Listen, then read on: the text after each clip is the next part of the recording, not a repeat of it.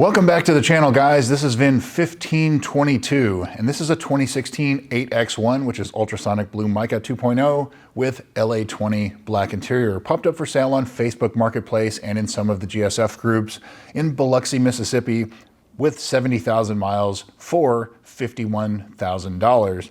The owner states that they've had it for the last 7 years and about 30,000 miles, and it looks like it's been a North Carolina and Mississippi car its whole life. So southern driven car for the most part. Production statistics, 269 out of the 2,347 cars were ultrasonic blue mica. Of those 269, 122 had LA20 black interior. So it's the most common color combination that you'll find on these. Ultrasonic blue mica was the only paint color that was a premium paint color. You actually had to pay extra to get a blue car, the anniversary edition aside. But that's 5.2% of all of the US 49 production was blue with black interior. So it's like a 6 out of 10 for rarity. Like, it's on the rarer side, but there's still quite a few of them that exist. For 2016, 177 out of the 1,417 cars were ultrasonic blue mica, and of those, 74 had black interior. So this car is one of 74 at its rarest, but it's a common color combination for the blue cars. Carfax, Epic VIN, and AutoCheck. Carfax shows this as a 2-owner, 2-damage event. It doesn't call it an accident, but I think one of them is, and you'll see why here in a minute. But April of 2019, it says a minor accident or minor damage was reported, and June of 2020, and it doesn't say, it just says damage reported. That could be a windshield replacement, that could be hit something in the road and they had to touch up the bumper, but you turned it in under insurance, something like that. Epic VIN shows this as a 2-owner, no accident car. And AutoCheck shows this as a 2-owner, 1 accident, and it shows the one in April as moderate damage and damage or an accident reported in October of 2020.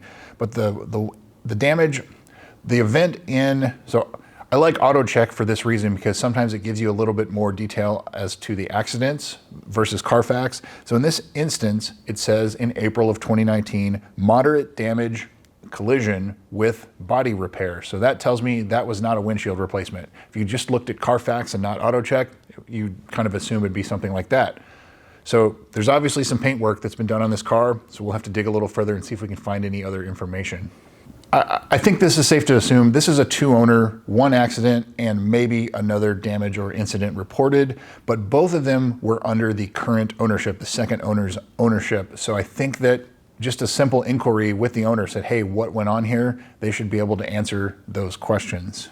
Previous sales. So this car first went on sale in April of 2016 in North Carolina for $88,500. Still for sale in June of 2016, and it finally sold in September of 2016 in North Carolina for about 5 months for sale. That's pretty typical of what you saw with these cars. November of 2018, certified pre-owned, $54,000 with 19,000 miles in North Carolina by the same dealer that sold it new. And then it looks like it sold to the current owner in March of 2019, so for about 4 months for sale then.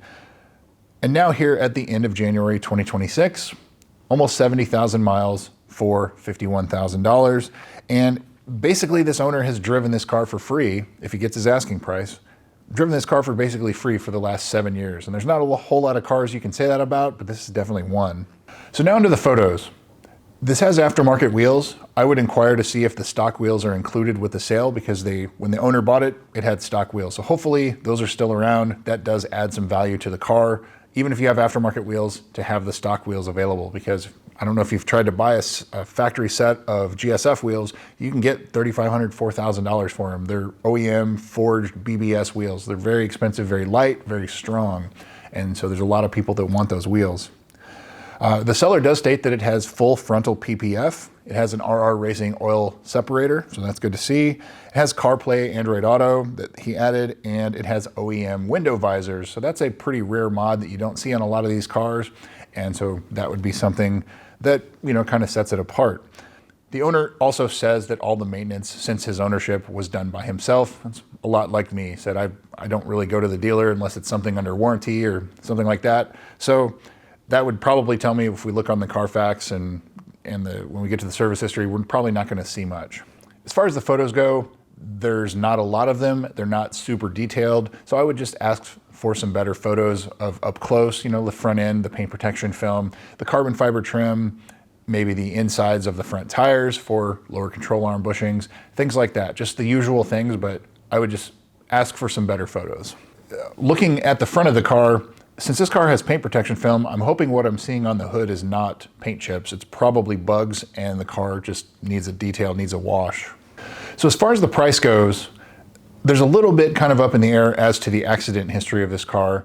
If it does have an accident, which it kind of sounds like it does, you need to adjust down about 5 or 6% off of this price. But clean retail would be around the $48,000 to $50,000 mark. With this kind of mileage, it starts to tail off pretty quick as the mileage gets towards 100,000, where it's like 42,000. So this is that era of mileage where between 70 and 100, the more miles you put on it, the price is going to go down pretty quick. And so if it were me, I would try to get this car a little cheaper than that, but where he has it priced is not too terribly far off of current market, but go into it realizing that if you're going to drive this car, the value is going to sneak down to about the lower 40s pretty quickly if you put some miles on it. Now onto the service history. As the owner said, he's done all the maintenance himself, so it's pretty apparent this car was well dealer serviced until he got it. So basically in the last 7 years or 50,000 or so miles, 50,000 miles, there's really not a whole lot to go on. I would definitely ask for service records or something of what the owner did under his ownership, which is for the large portion of this car's existence, this guy has owned it. So the first entry of note is January of 2018, 11,000 miles. The driver's rear door was repainted. That was before either of the incidents that show on the Carfax and the auto check. So probably some scratch or something like that. It wasn't done under insurance. They just did it out of pocket, but it's noted here at the dealer. So the dealer did it. Lexus dealer is the one that repainted it. June of 2018, the JLB recall was done. That is the high pressure fuel pumps. Most of these cars have that done, so that's good to see. November of 2018, certified pre-owned prep. The left rear taillight was replaced due to damage, and the left rear door and left rear quarter panel were repainted yet again. So the left rear door has been repainted twice at this point, and the left rear quarter panel. So I would inspect that, open the door, look at the insides of the door panels, not the door panels, the door sills, things like that. Make sure you're satisfied with the repair. Open the fuel door, especially if it's that left rear, and see what all was repainted. Now that was a long time ago, and that was before the current owner's ownership as well. April of 2019, the low pressure fuel pump was reprogrammed, so it had the humming or buzzing in the back seat. And again, with the left rear quarter panel, the paint had a bubble in it. They said it was poor quality, and it had tape lines on the door sills. So this left rear door and or quarter panel has been repainted 3 times now. So it's on its 4th paint. So that would be something, hopefully it has now been properly painted, but that was 7 years ago. So, something to keep in mind. That's probably why, just from the photos, it doesn't look like it's, not blended correctly or something like that. Ultrasonic blue mica, it can be a difficult paint color to blend properly, but photos looks okay. February of 2021, the driver's window noted as a whistling noise, and I have seen that in a few of the other service histories, and what seems to be the resolution for that is the paint protection film on the driver's mirror for some reason interferes with how the wind flows and hits the seal on that side, and it makes noise, it whistles. I haven't had that experience on both of my GSFs because they both have paint protection film, but it's something to note. If you're going to go drive this car, get it up to highway speeds and see if that still exists. And then they also had the insurance called and fixed a chip in the windshield, that instance too. That was in 2021. So that's neither of those damage reported or accidents that we know about. But since then, it looks like on Carfax, there's a couple like tires balanced, things like that. That's kind of what you would see under my ownership too. Really, I would just ask for what all has been done and prove it. So what is not done? The dealer stuff, the KLG, customer service program, has not been done on this car. That is the GPS location. If this car has Android Auto and CarPlay, it's probably not worth spending the money to get that updated because you're not going to use that anyway. The ZLZ, that is the customer service program for the sticky dash, delaminating, cracking, deforming, anything like that. It's covered 10 years and unlimited mileage from the in-service date. The in-service date on this car is August 6, 2016, so you have until August 6th of 2026, so you have about 7 more months to get this covered if you want it covered for free for the dash replacement. Carbon fiber trim, you know, from the photos, it looks okay, but obviously ask for better and more photos of those, especially the front 5 pieces. But at the dealer, none of it's been redone. Maybe it's been done by the owner. The valley plate. Valley plate's the big one always. Make sure you put a scope down and make sure that it's not leaking. It's heat cycles and time. This car's probably had a lot of heat cycles. It's 10 years old. So I would definitely have that inspected and put some money aside for that repair in the future if it hasn't been done. Front lower control arm bushings. Check the insides of the front tires for any excessive wear. That's kind of the usual things, but outside of that, it's probably pretty well serviced. If it's somebody that's done it themselves, maybe it's an enthusiast. I'm not familiar with this car, so I haven't seen it like in the groups and Club Lexus and on the forums, things like that, but maybe it's well serviced. That's something you need to investigate further.